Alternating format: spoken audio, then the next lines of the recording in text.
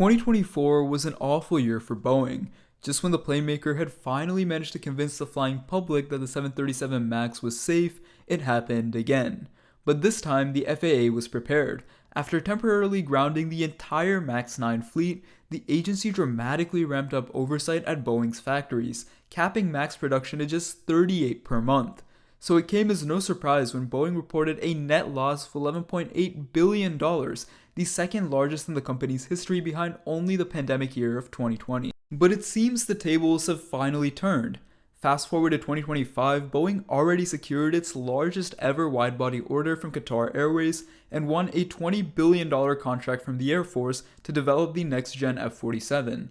By September, only two-thirds into 2025, Boeing had already delivered more planes than it had in all of 2024. And just 2 weeks ago, the FAA announced that they would once again allow Boeing themselves to certify the airworthiness of the planes rolling out of their factories.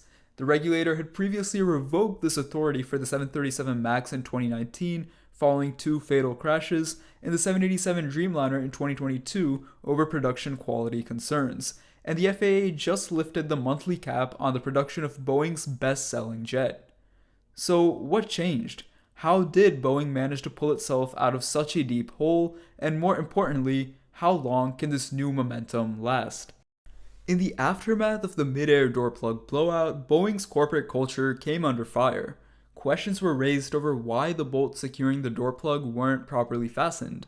Bigger questions were raised over why one of the world's largest engineering firms was being run by a Wall Street accountant. So then CEO Dave Calhoun got the boot, and former Rockwell Collins CEO Kelly Ortberg took over. On his first day at the job, Ortberg toured the 737 MAX production lines at the company's Renton factory instead of its corporate headquarters near DC. He also moved to Seattle to be closer to the engineers who designed and built Boeing aircraft.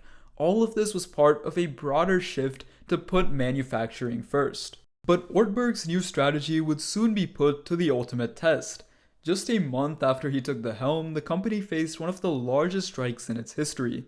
More than 30,000 machinists at Boeing's factories went on strike, indefinitely shutting down production of its best-selling 737 MAX. Ortberg quickly responded with new cost-cutting measures, including forcing executives to ditch their private jets and fly economy on commercial airlines. It wasn't until 3 months later that production finally resumed after the company had successfully negotiated a new pay package that boosted worker morale and strengthened industry confidence in the quality of their jets. Now that Ortberg had successfully steered the company through multiple crises, it was time to start thinking ahead. Boeing had to make up for years of lost ground with its rival Airbus. While the company had been preoccupied with all these internal struggles, Airbus had been busy researching and developing new technologies for its planned clean sheet narrowbody.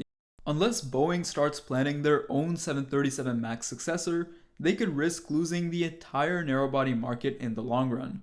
But designing and building a brand new aircraft is no easy task. The entire process can take up to a decade, from preliminary planning to first delivery. After initially identifying enough demand to justify expensive R&D, plane makers need to carefully consider everything from engines to wing design to cockpit layout. Although Boeing hasn't officially announced anything yet, there have been several promising signs that the company is indeed planning a long-awaited successor to its current narrowbody program. For starters, Ortberg recently met privately with Rolls-Royce to discuss engine options. If Boeing does end up opting for a Rolls-Royce engine, it would mark a shift for the plane maker, which historically relied on GE and Safran to power their aircraft. Yet there's reason to believe they may do so.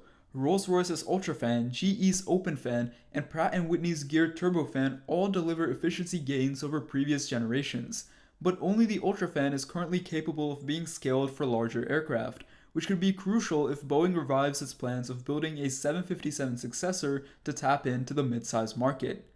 But a new engine is far from the only change Boeing could make. The company had previously worked with NASA to research what's called a truss-braced wing, which is this really long and thin wing supported by trusses. This radical wing design could significantly reduce drag and cut fuel burn, but its sheer length would make fitting into airport gates a challenge. It would require large sections of foldable wings, which would be difficult to develop and even more difficult to certify. So it's more likely that Boeing opts for a more conventional wing with modest efficiency gains.